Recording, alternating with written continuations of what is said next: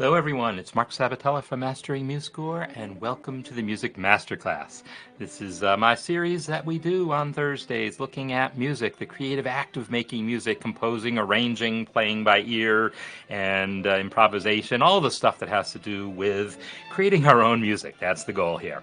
So what we've been working on as a project the last week or so and going a little forward is going to be SATB arrangements. So specifically, possibly choral arrangements, but as I've been showing, a string quartet is basically in an SATB format, and all the same techniques will apply to arranging really to any group of four parts. And for that matter, arranging for piano, a lot of the same techniques apply as well. So we're going to be just taking a look at some of the music that you all have submitted.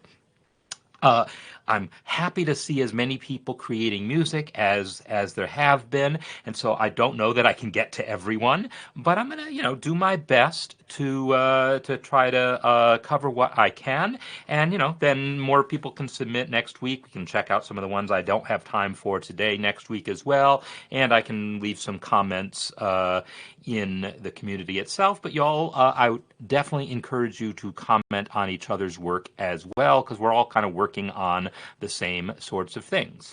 So I've got a handful of pieces here from different people, and I'm going to be checking out some of these as I can here. So one thing I want to do is I want to mention it's easiest if you've created the piece in MuseScore to put the piece on MuseScore.com and share it that way by actually just putting the link in your post. And if you do that, nice things happen.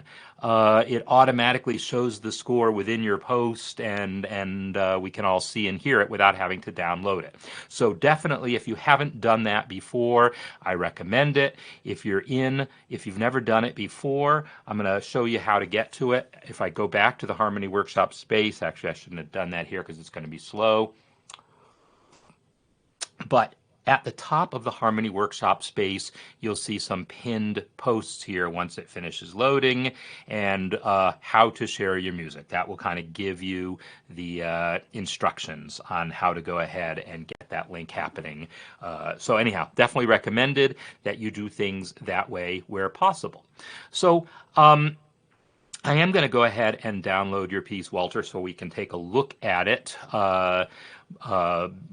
But yeah, just know that that's an extra step. Now, if you're not using MuseScore, if you're writing it out by hand, take a picture of it, post that, make a video of yourself playing it on the piano, do whatever kind of whatever it takes to make it visible and hopefully audible also. And I apologize. It seems like my system is deciding to be even slower than usual right now as it's trying to display all these different scores. So I'm going to stall another moment here, and yeah, even just the save dialog within Chrome is taking forever to display for some reason, and all these tabs are taking forever. So I'm not going to sweat that. I'm going to just take a look at one that we actually have.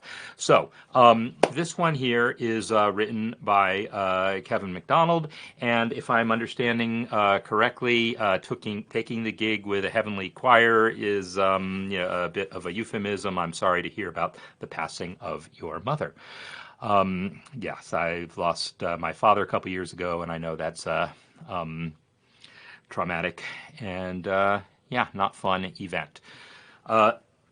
So let's go ahead and view this on MuseScore.com because that seems like maybe it'll go a little more smoothly. And so this is written for string quartet. And yeah, we're just going to kind of take a little bit of a listen to this and see. It's 3 minutes long. We'll probably listen to part of it and then talk about it a little bit, kind of move around. So let's hear this Kevin's piece, Ora Pro Nobis.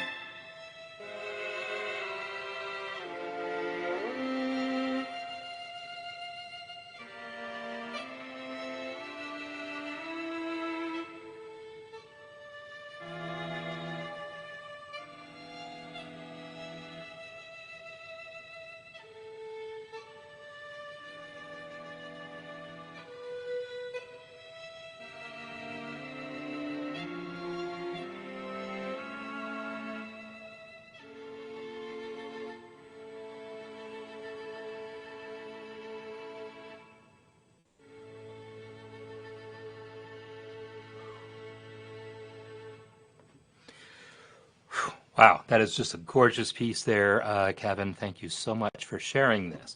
So, I'm going to talk about a few different aspects of this, and we'll kind of just talk through a little bit of some of what's going on here, and then, move on, as I said, try to cover as much music as we can.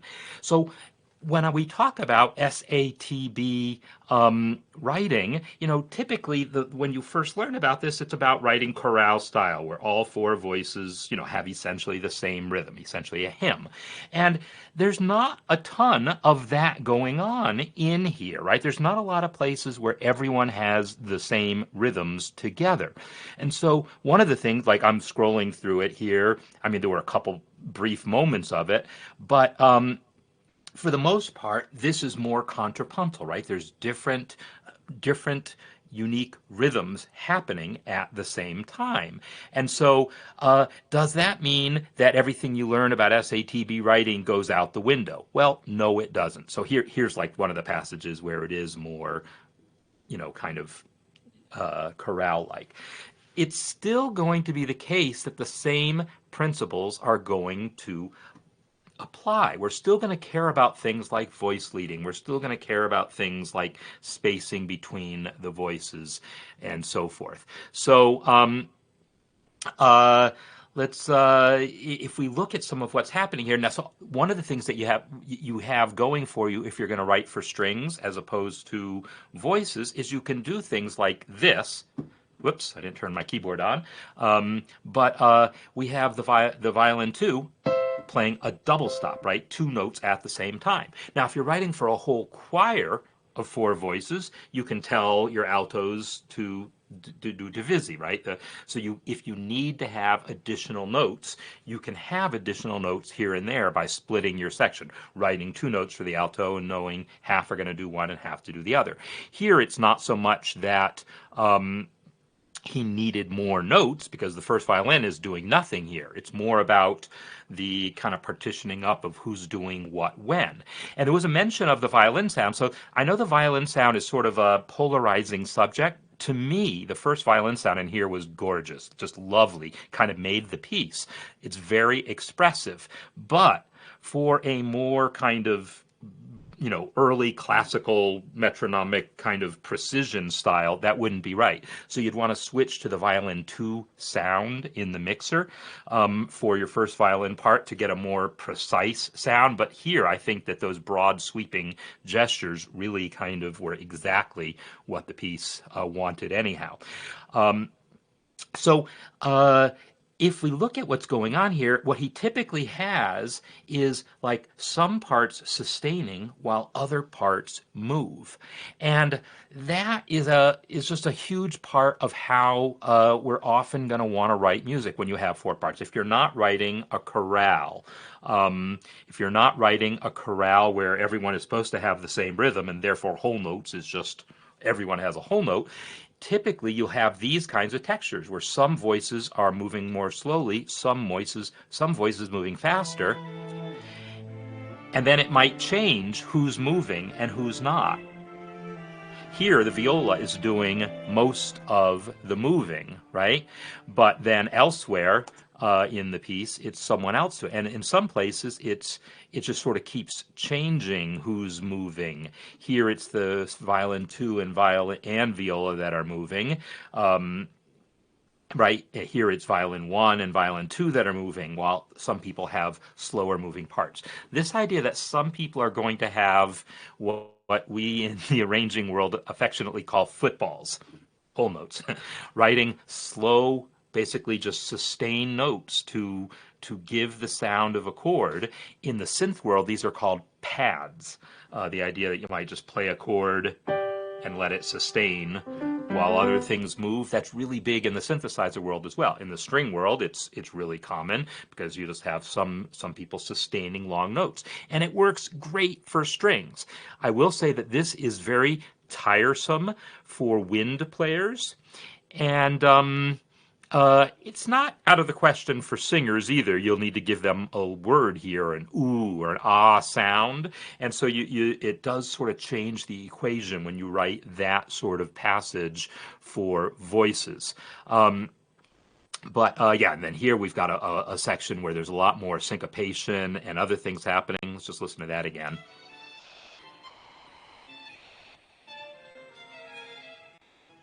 Right, so all that syncopation in the violin one, the triplets there, right, all these different things going on rhythmically creates this sense of motion. And it's really the only place where that is going on in here. And so it makes it very striking when it happens.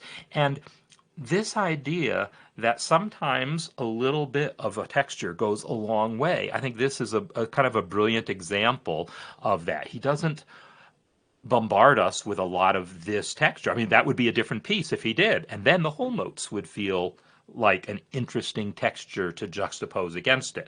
So the idea that you might have kind of a main underpinning of one type of texture and then a few different things as for variety put in there is really a great arranging technique. He's also really exploring, I mean, he's being very explicit about his dynamics, right? He's got tons of dynamic markings here, but overall, it's quiet, right? The piece is overall mezzo piano or below. There's only a few places where the dynamic actually rises above mezzo piano, and again, those places, like the mezzo forte here, give a certain contrast to what's going on. But mostly we see pianos and pianissimos and triple Ps and so forth, right? So just lots of good stuff. Now, another thing to pay attention to is what's going on between the viola and cello in this section here.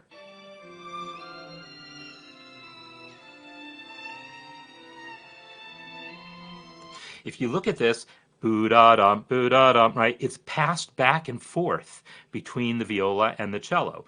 The cello has, if I can read my alto clef, that is a C, and then the cello has,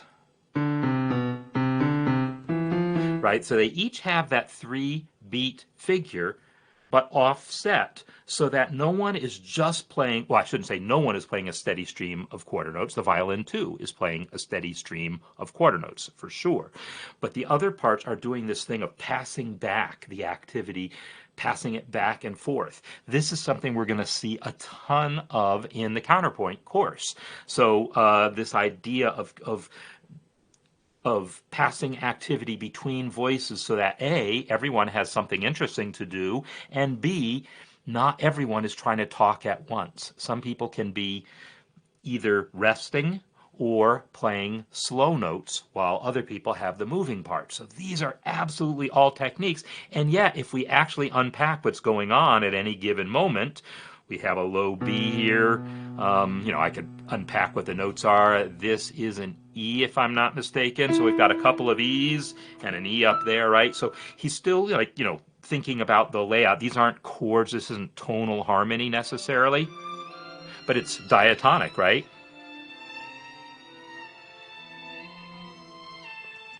And this is another thing that we're going to see in the counterpoint course. It's a little different thinking than what we talked about in the harmony course, where we really focused on what each chord is and then how this chord connects to the next.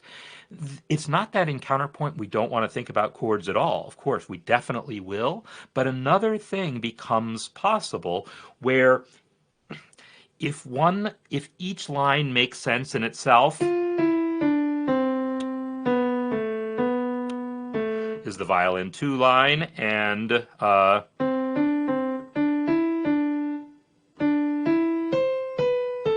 viola line makes sense, the cello line. Right? Each of these lines are nice diatonic lines in themselves that have melodic integrity. To some extent, if you put these lines in counterpoint with each other, the sonorities that happen are going to sound good, independently of whether or not every single one of them lines up to form a chord, a well-defined chord. And, maybe they do, maybe they don't, and maybe the chords connect in a way that makes sense according to harmony, but the counterpoint itself becomes the more dominant texture in what's happening. And then you'll learn about intervals, and I mean, we already have talked about intervals a lot, about some intervals are consonant, some are dissonant, and a lot of what we know about how chords work has to do with the intervals between them. But when we deal with counterpoint, we're going to be focused more on the intervals for themselves, which is going to allow some things that we wouldn't think about in a harmony, in a context where we're not dealing with the counterpoint of it, where we're just dealing with the harmony of it. So one other thing I will observe here is about the spacing. Notice that the accompaniment is all down low, right? The cello is down here, the viola is here, the violin too is down here, but then the melody is way up here. So I talked in vocal writing about it being generally okay for the bass voice to be lower and the other voices to be grouped up higher. In instrumental writing, you have a lot more flexibility depending on what your instruments are, right? This note here, I mean, this is this F right there, that's the Queen of the Night note, right? Right?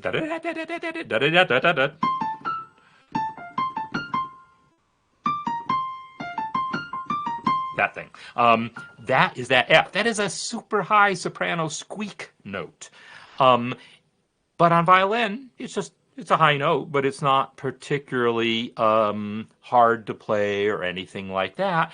And it's okay to balance it with these lower things here. It will just sing that much more strongly because it's being heard above this texture of lower notes. And that becomes an interesting textural thing in itself. So anyhow, just so much to unpack about this piece, and rather than get into the details of it, I'm going to use other pieces to talk more about the details of the voice leading and the intervals and so forth. But yeah, this piece from kind of an orchestration standpoint, right? How the instruments are being used, the textures, the arrangement. It's just so much to love about this piece. So again, great job, Kevin. All right, I'm going to flip now to I can't remember which ones. I sort of looked. Took a quick look. Oh, this was the improved. Dang it, I should have looked at the improved version. Oh, well. Sorry about that. So Doug has posted a few different versions of things here that have basically some folk songs, and they're kind of like a little medley like of what's going on.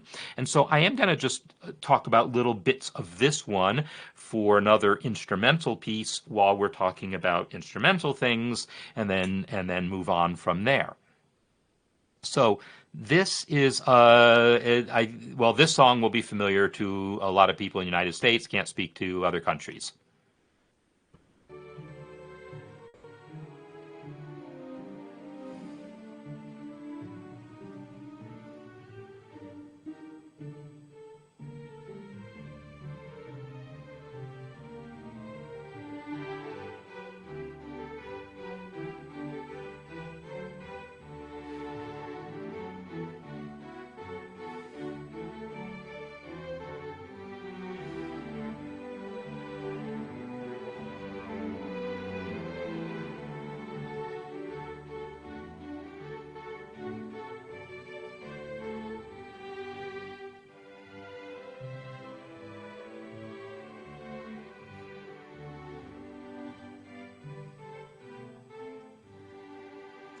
All right, I'm going to stop it there, just because, again, this piece is in a bunch of different sections, and let's just talk about this section. So, again, this is another really well put together piece. So, first thing first, that is presumably obvious to everyone, it doesn't have 4 parts, it has 5. So this is how an orchestra is typically partitioned out as far as those parts go, right? In an orchestra, you have first violins, second violins, violas, cellos, but then also contrabass or double bass or just bass. And so a typical orchestra string section is 5 parts and not 4. And yet I often say that it's the same techniques work. So let's talk about how that actually applies here. What Doug is not doing is one of the very common things you see, which is the contrabasses, the basses basically doubling the cellos, either in the same octave or, because they can, an octave lower. That is a very common thing. And I say it's not doing that. And yet, this isn't doubling, right? The basses here aren't doubling the cellos, but they kind of are in that the cello starts off on a D, bass starts on the low D. Then the bass comes up to the A. Oh, remember, basses sound an octave lower than written. So this D here isn't that D, it's that D. And then A, and then, so this A here is not doubling the cello, but then that D is. So the rhythm isn't doubling it, but at least some of the pitches are. They're both emphasizing roots in that part as far as that goes. But if you look at what else is going on, that's not the case throughout the piece, right? It is not the case throughout the piece that the basses are always just doubling important notes of the cello. It's an independent part. So let's talk about some of the things that he is doing here. And Doug, if you want to comment here in the chat about things so I don't tell any lies about what I think you're doing, I'm going to make some observations. One thing is, for at least some of the piece, there's only 4 parts playing at a time, right? We've got 4 parts here, but the violas are doing nothing for those 2 measures, 3 measures really. So for at least some portions of the piece, only 4 voices are happening at once. And then we could think about our 4 voice techniques. Last week we talked about brass, and I made the observation that in my experience, brass quintet is more common than brass quartet, and that one of the advantages of writing for a brass quintet is, well, I didn't put it in this way, but now I'm going to. In a brass quintet, you don't have to use all the voices at once. I said that. I said you don't have to use them at once. And if you let one voice rest, which isn't a bad idea to let voices rest sometimes, to let brass players rest especially, then the remaining 4 form an SATB. Well, as it turns out, I did a little more research because I always get curious about these things and look things up later. That's actually a big part of why brass quintets are so popular.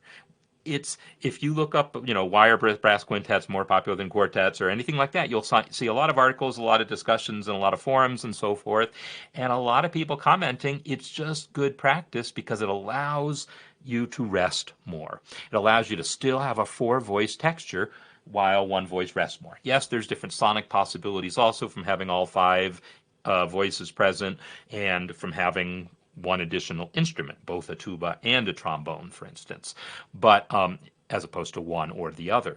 But the fact that it allows you to have 4 voices while one of them gets to take a breath is big. Now, string players typically don't need to rest as much as brass players or wind players in general do. But it's still not a bad idea to have passages where one of them is out and then you just have 3 voices in what's left. So let's look at where this intro is, by the way, really nice. Lots of stuff going on harmonically, different sounds coming from different types of chords and scales. But then when the actual tune starts here,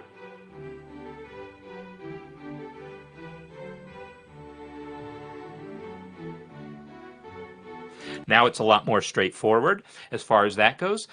If we look at this again from a doubling perspective and compare the cellos and the basses, the bass is playing the root and then the 5th, which is what the cello is going to have. The cello is just walking down to it. So he's using a technique where the cellos and basses are saying some of the same things at the same time, but in different words.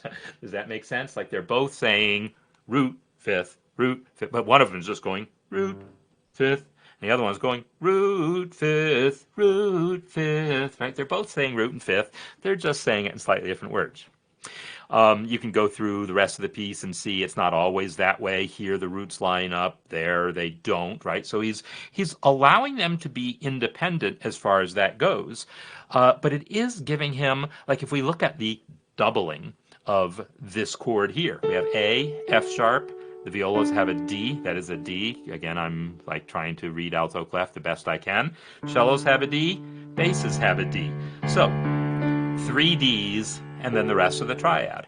Well, yeah, that's going to be typical. If you're going to double a note, in a 4-voice texture, triads always have one doubled note. So as more often than not, you're going to double the root.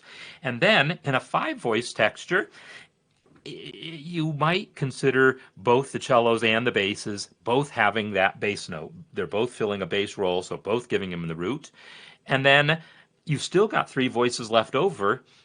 Yeah, tripling the root, not a bad idea. It doesn't have to be. We could have given the violas the A or the F sharp, could have done that. But tripling the root is not a bad thing in this case when you've got the bottom of the chord kind of solid. It's kind of like a pianist playing in octaves, which is essentially what is happening here. It's almost like it's just one D that's just played in octaves. Anyhow, some really good stuff here. And then if you look at his, it's just top-notch stuff in terms of his use of the articulations, right? The difference between the staccato and the slurred passages. Now this, right? Now he's got a, because all the staccato stuff, and then here more legato, and then but also ba-ba-bam. He's really thinking about articulations a lot, which is something when writing for strings or winds, you do a lot more than writing for voice. When writing for voice, you're focused more on lyrics as opposed to staccato and all the, it's not that we don't do that at all, but it doesn't become your prime focus. Your prime focus is thinking about other than the actual notes. Your main focus is the lyrics. Well, when writing for instruments, your prime focus other than the notes becomes articulation. So he's done a really good job of thinking through these articulations. And in all cases, of course, dynamics are good to be thinking about also. I want to point out one thing in here that has to do with my the little article I posted the other day on leading tone. Check out this passage here.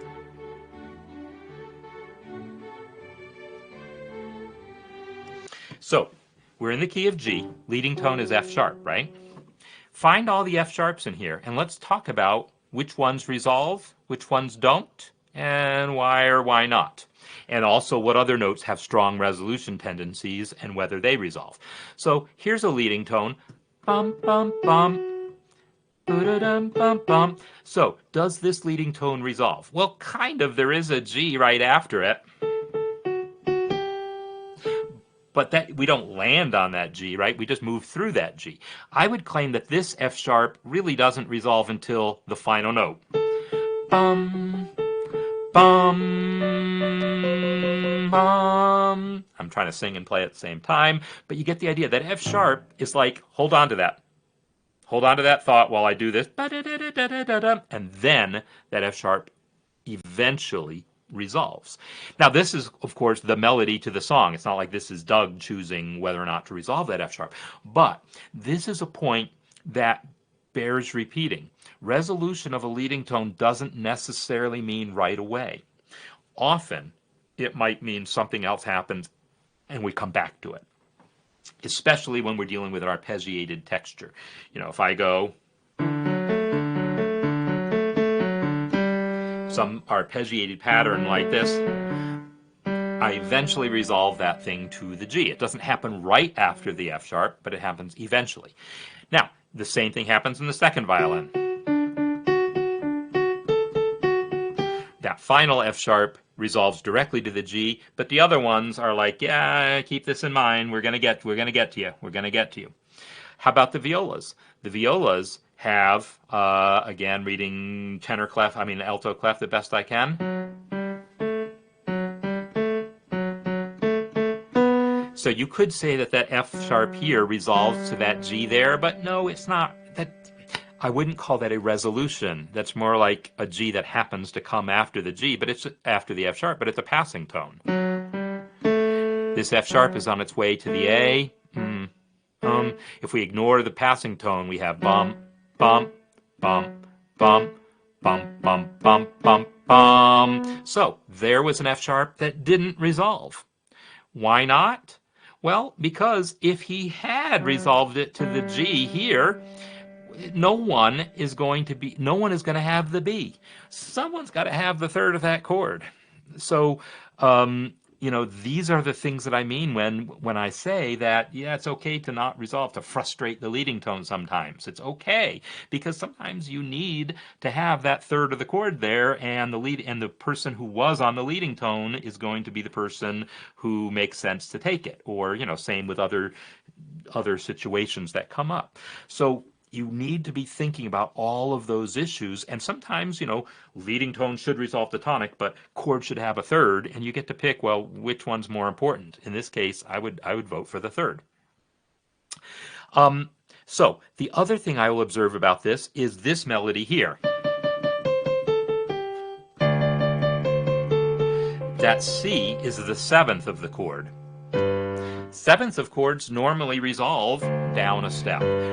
Typically, that seventh would have been the note that resolved to the third. But this was the melody. It's not like Doug was going to change the melody just to resolve that seventh. But just have that in your mind that in addition to leading tones resolving up, sevenths resolving down is also a pretty powerful thing that usually you want to do. But usually doesn't mean always. Usually doesn't mean that you have to sacrifice what you're trying to do from a melodic standpoint just to resolve that thing. And I'm looking to see if there's any other places where there's a seventh that I can look at in that same way. But now it's changing keys and it's going to get too hard for me to follow. So anyhow, those are some of the things that I thought were worth looking at, talking about with respect to this piece. So again, really nice job. I'm going to flip over next. I am going to try to load up. I haven't looked at Walter's piece because, as I mentioned, I hadn't downloaded it yet. But I am going to just take a quick look. Didn't I download it? Of course, did I download it, and where did I put it is the question. I'm going to do a MuseScore Cafe on that whole question of where do you put scores. Did I put it in my test folder? No, I didn't. Maybe I never downloaded it. Oh, no, I didn't, because that's right. Whatchamacallit, Chrome was deciding to just be crazy, crazy slow, and wasn't letting me download it. So let me see if Chrome's going to be a little happier with me. Ah, there we go. It's a lot happier right now. So I'm going to go ahead and download this piece and take a look at Walter's piece if I can, because, yeah, I'd be curious to see this. I haven't seen your music before. So let's take a look at this. And meanwhile, if people have like really specific questions about your own pieces, well, like, hey, could you look at my piece measured 23 and just give me a quick answer to whatever? Go ahead and let me know if you've got like stuff like that. That's things that I could get to this with a quick look to answer a question. That'll always be welcome here. So is this the one here, Meandering Puzzle? No, it wasn't. It was in the exercises folder, final SATB. This is the one here. All right. So while this comes up, also feel free to be asking questions. I keep looking over at my other computer to make sure things haven't like hung up, but no, I seem to still be live. I just, not seeing comments and questions always makes me a little nervous. So this is Walter's completion of the SATB exercise here. Now I'm remembering where you're supposed to fill it in. So this is from the harmony course. So a lot of you have gone through this exercise before, but let's go ahead and check this out because I see some things he's doing here that are kind of cool. But different from how other people might have done this. So I think the first line was given to us, but I'm just going to play the whole thing so we understand the piece. After that, it was filling in inner voices based on the Roman numeral.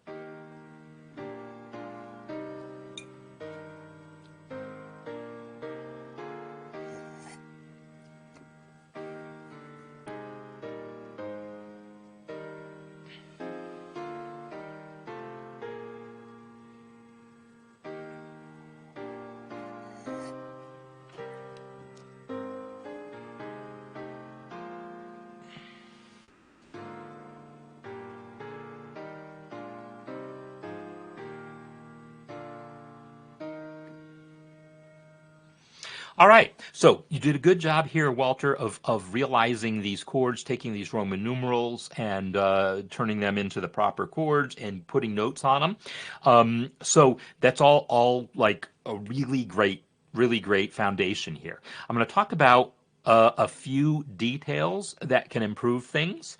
Um, so one of them to watch out for is this measure here.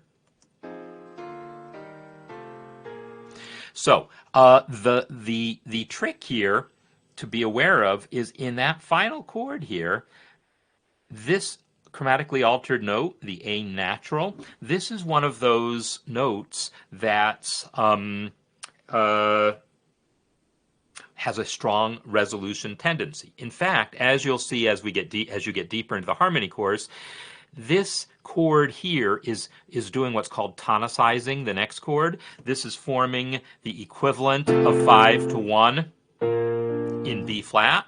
So that A natural is basically a leading tone.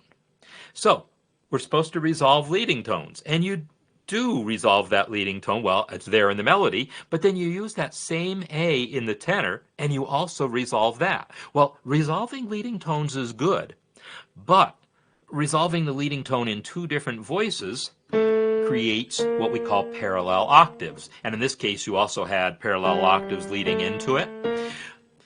This idea, these things kind of come together here. The idea that probably we want to resolve leading tones, but gee, if I use the leading tone twice in the same chord, they're both going to want to resolve, then I'll have parallel octaves. This gives rise to another principle to always have in mind. Don't double the leading tone, because the leading tone is going to want to resolve in both voices, and if you do that, you're going to get parallel octaves. So a general rule of thumb is don't double the leading tone. And Dave, this actually gets right to the thing that you were asking before. Does the leading tone only mean the leading tone? This isn't the leading tone in our original key. We're in the key of E flat, but for the purpose of those two chords there, for the purpose of that, the A is the leading tone, right? It's the leading tone in the key of B flat, because this is basically a secondary dominant. So it's, yeah, in the key of B flat, A is the leading tone. So so that's one thing to watch out for. Another thing that's interesting here, this texture here, 3 roots and a 7th, normally we're not going to want to do that. And that could be a reason right there to say, well, even if you do want to double that A, just let the tenor go up to a D, so that we can, have a D somewhere. That could be a reason to do that. Normally, we always want to have a third in a chord. That said, yeah, normally the rules of doubling are such that we're always going to have at least 1/3. We might double the root. We might even triple the root if we have a third in there, but normally the third is always present. The 5th can sometimes be omitted. However, that said, this sound here of just a root and a 7th, or doubled root and a 7th, excuse me, is not actually that uncommon. It's sort of like the ear hears this dissonance and decides that that's all it needs to understand this as a 5 chord. That then resolves to 1. It doesn't need to hear the D to understand that as a 5 chord. I'm not saying you should usually leave the thirds out of your 5 chords, but I am going to say that sometimes, if the 7th is present, the ear picks up on that dissonance and is more distracted in a good way, good kind of distraction, like, ooh, that's some tension, and then it resolves in the next, on the next chord. So omitting the third on your 5 chord if the 7th is present. Say that again. Omitting the third on the 5 chord if the 7th is present. That's a thing. That is definitely a thing. I'm not saying it was the best answer here. Probably, once you replace this A so you're not the leading tone, you'll discover the tenor probably could have been on a third and been very happy. But in any case, just just keep that in your back pocket to know that every once in a while, if you've got a 5 chord, it's got a 7th on it, and your voice leading is not leading you to a 3rd, you can get away with not having that 3rd, and it's going to be okay. Normally, I'm a stickler for 3rds, but there's a situation, the 5 chord with the 7th present, where you can sometimes get away without the 3rd. All right? One other thing I'm going to point out about this passage before I then move on and look at some other music is there's another thing going on here that illustrates one of those rules that maybe you want to pay attention to but isn't set in stone. This note here, that A flat that the alto has, that's the 7th of the chord. 7ths are supposed to resolve down a step. And I already showed how in that other example there, the melody, that 7th didn't resolve down a step, and that's just fine. Arpeggiating is often an exception. But check out what's happening here. If that A flat had resolved down to G, well, that's also the melody. And then you'd have to ask yourself, am I okay with that? Am I okay with the melody and having the melody go from the B flat to the G, but also having the alto go from A flat to G? In other words, having two notes converge on the melody note. There's no rule that says you can't do that. So, had you wanted to, letting that alto actually have the G to finish, to have resolved that A flat, that would be totally acceptable. On the other hand, I would think the easier thing to do is let that alto take the D, actually, because would have been a fine alto line. And let it come down to the D, and then up to the E flat. But if you're going to have that A flat, I like the sound of that. It's kind of cool. Letting them both come to G, that would be acceptable. Having two different notes converge on one melody note somewhere, it's not disallowed.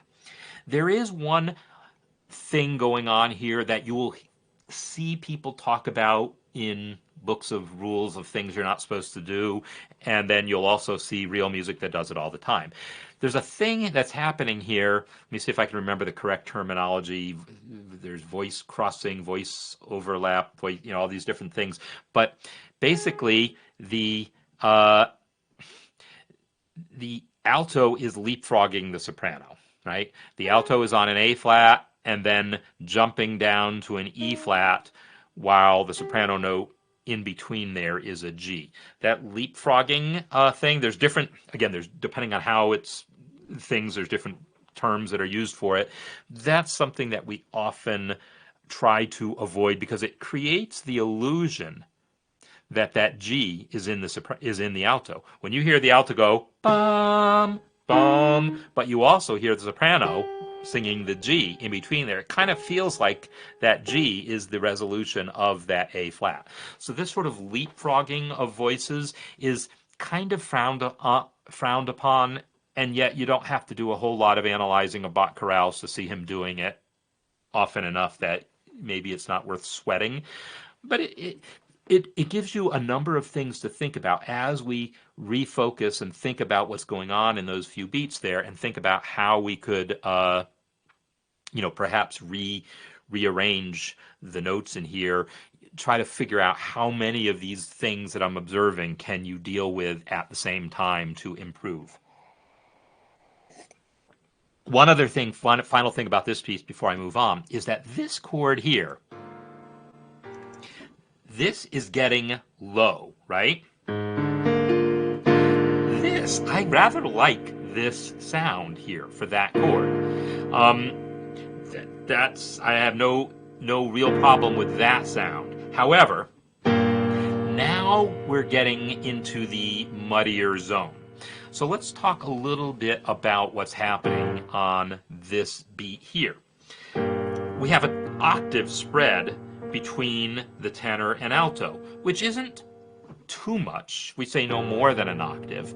But would it have been better differently? And I would say, well, yes, and yes in a pretty obvious way in this case, because this is supposed to be a 1 chord, the E flat chord, but the E flat is missing. No one has E flat. If we just change the tenor to be E flat, it would fix that right away. And now suddenly we wouldn't have a chord with no root, nor would we have the big octave between the tenor and the alto, and it wouldn't be quite so muddy. It's low, but not muddy. And it would let that leading tone resolve. So it's really a win-win-win situation to let that happen. Right? So thinking about resolving the leading tone as a first line of defense would have given you that E flat already, but also realizing, hey, this chord is missing a root would have given you that E flat somewhere. Another rule of thumb to think about as far as when things are too muddy, at least for piano, is I talk about C level sometimes, and middle C being a place where we like to, if we're playing a chord in one hand while playing a melody, like in the left hand, I'll keep my chords focused around middle C and then the melody above. Or if I'm playing bass in my left hand and chord in my right hand, again, I'll keep the chord focused around middle C a lot, not always, but it's a good place to start. The C below middle C becomes like a line in the sand where only one can cross. Never quite put it that way before, but in general, we don't want to allow more than one note below here. You'll find any number of exceptions. I mean, Beethoven just loved these big, heavy, thick chords like that. Man, that is a dark sound, right? That's the first chord of the Sonata Pathétique. In general, writing for piano, we try to avoid having more than one note below this point here, the C below middle C. So this here is 2 notes below. Now, a perfect fifth, that is like gets special dispensation because the overtones work out in such a way that it doesn't get quite as muddy. So playing perfect fifths on the piano low is just such a solid thing to do with the left hand that you'll see people doing that all the time, not filling in the whole triad unless you're Beethoven and trying to make a point. But in general, when you're not trying to create that super, super dark sound, you don't want more than one different pitch below that C. So there's that. All right. I'm going to move back over to looking at some other music here, and I am going to play part of Dean's piece. Dean, you always just do such amazing work, and I only listened to a brief part of this, but let's check out some of your piece here and just see what's going on. So it's a nice short piece, and let's hear what's happening here.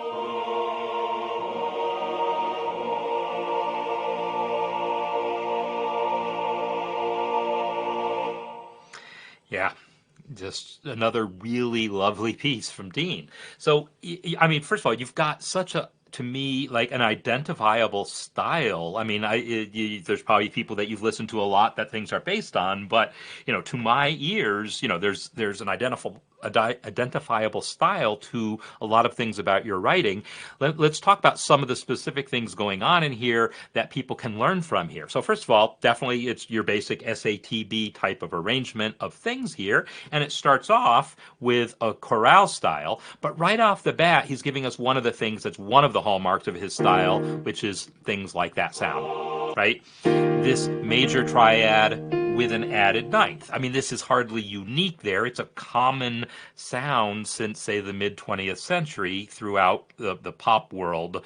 It's just such a it's just kind of a pop sound in itself that has then permeated. I mean, I don't know who came up with it first, but it has certainly become a big part of the choral sound now, this idea of those ninths. It probably, yeah, I don't know who was the first person to really start focusing on that kind of sound. But in any case, another thing that you'll often see that is another pop cliche, this idea of the suspension, right? I mean, suspensions have been around for centuries. They were around in the Renaissance, right? But there's something about how that fourth resolving down to a third, something about how that is used on the five chord that is just a big part of 20th century popular music vocabulary. And used in this way to create a certain form of drama, tension, and release, and so forth. Some of the other things we hear happening. Checked out relative to that altered note. Here we have that same A natural in the key of E flat that we had in Walter's piece. Let's listen to this passage.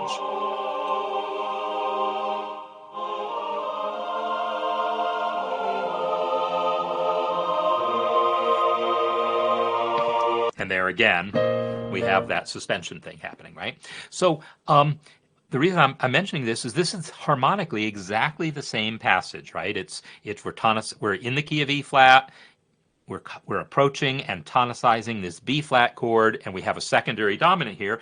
But notice what Dean has done here to avoid doubling that leading tone. He's passed it between the voices.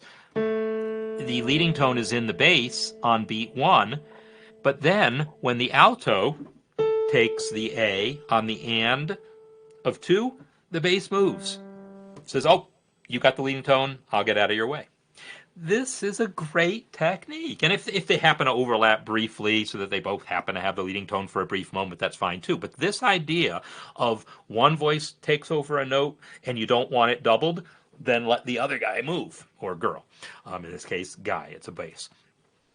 So that is a good technique to be aware of. That idea that one at a time can have that leading tone, but if they both want to have it, just let it pass back and forth a little bit.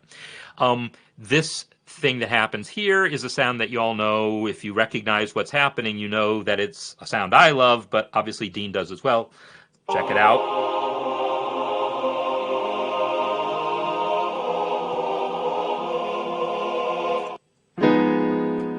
That sound there. What is it? In the key of E flat, that is our minor 4 chord that I go gaga over. Or you could say it's 2 half diminished, but it's the same thing. Now, Dean has chosen to spell this with a B natural. Normally, that chord would be spelled, if it's A flat minor, A flat, C flat, E flat. Or if it's F half diminished, F, A flat, C flat, E flat. And I don't know that improves anything, if you changed it. I feel like spelling it C flat might have actually been a little, because this looks a little more awkward, seeing the E flat to the B in the alto, and actually calling it C flat might be better, perhaps. I don't know, you get to make that call, but I'll at least bring it to your attention if you hadn't thought about that. There's just so many good things. And the other thing that I really want to talk about here is this whole passage here. Notice that he's specifically wrote in here, sopranos and altos stagger breaths. Remember how I mentioned that these long notes, like remember the very first piece we listened to that had the strings sustaining long notes? And I said, well, winds, you can't necessarily do that so much because people got to breathe. And with voice, you can kind of get away with it. And this is exactly what you do. And you can do this with winds also, but it's especially common with voices to say, yeah, go ahead and do this and sing ooh, right? Don't try to give them lyrics here or it's going to obscure the melody, but tell them to stagger breaths. What that means is if you're doing this with a whole choir, there's no rests in here, so there's no good opportunities to breathe, but as long as you got like a choir with, say, 10 sopranos, as long as they don't all breathe at the same time, then you'll still get this effect of uninterrupted sound, and that's what he's going for, so he's specifically telling them to stagger their breaths, because otherwise they might get together and decide where to all breathe together, and you don't want that. You can write in things like this breath mark here to tell people where you want them to breathe, but this is Dean saying where, I don't want to hear any breaths. So the type of textures we have here, long notes with melody, and then the melody is brought out through dynamics, right? The dynamics are allowing the melody to be heard. Plus, it's the one faster moving part.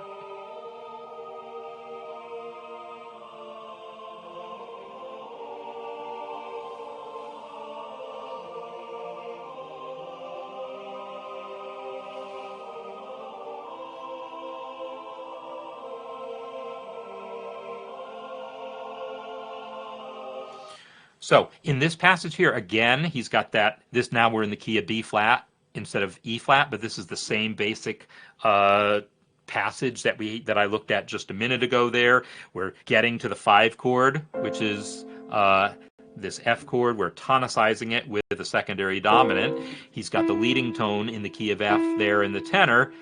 And then when the melody needs to, no, not the melody, sorry, the tenor.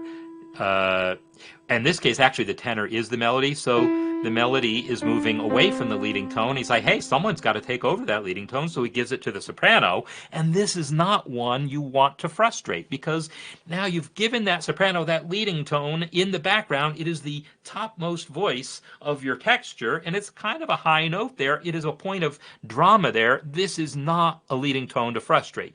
You want to resolve this one, and listen to how satisfying it is when that E resolves, and we start 2 measures earlier.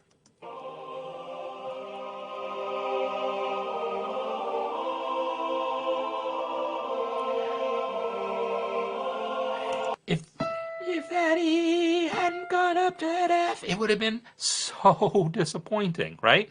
So there's another part of how you decide when it's okay not to resolve the leading tone. How prominent was that leading tone? How much of an expectation did it create by being the highest note of the texture? And we've been climbing up to it. If we didn't get there, it would be so disappointing not to resolve that one. So these are all things to keep in mind. There's so much, again, to talk about what the great things going on in this piece. And I know there's pieces I didn't get to. I'll try to comment on those in the community. Please comment on each other's pieces. And we'll be back with more of this next week. So all of that said, yikes, loud. Okay, and Allison, yes, you're right. On organ, there's like the thing about how the voices can be spread out with the pedals and all. You get more possibilities above and beyond what's on the piano as well. So, I love doing this. Love being able to listen to your music and talk about what's going on and give some advice, but let us all learn from each other. This is what we are all about here. So by all means, if you haven't done your SATB project yet, go ahead and submit one, and we'll see what we can get to for next week. And we'll either do another week or 2 of that, and then I plan to start up the counterpoint course, sometime probably in February. Still working on that. So thanks everyone. I hope you have a great week, and see you next time. Goodbye.